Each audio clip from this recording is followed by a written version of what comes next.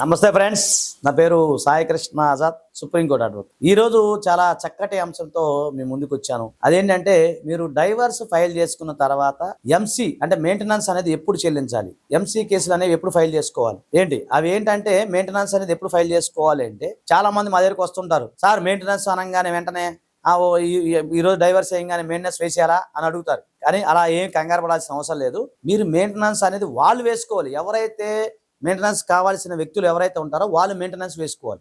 వేసుకున్న తర్వాత దాన్ని కోర్టు వారు విచారించి అప్పుడు మెయింటెనెన్స్ అనేది ఇంత కట్టాలి అని చెప్పినప్పుడు మాత్రం మీరు కట్టాలి తప్ప, అంతేగాని వాళ్ళు ఎవరు కూడా ఎలాంటి పిటిషన్ వేసుకోలేదు అనుకుందాం, వేసుకున్నప్పుడు మీరు ఎందుకు కడతారు మెయింటెనెన్స్? దాని గురించి పెద్ద టెన్షన్ పడాల్సిన అవసరం లేదు. కాబట్టి ఇలాంటి ఏదైనా ఉంటే మీకు కేవలం అంటే అపాయింట్మెంట్ కోసం పై నెంబర్, మా నెంబర్ 9948090355 నెంబర్, కేవలం అపాయింట్మెంట్ కోసం ఫోన్ చేయండి. ఇంకా అతి ముఖ్యమైన విషయం చెప్తాను, అనుభవజ్ఞ న్యాయవాదిని సంప్రదించండి.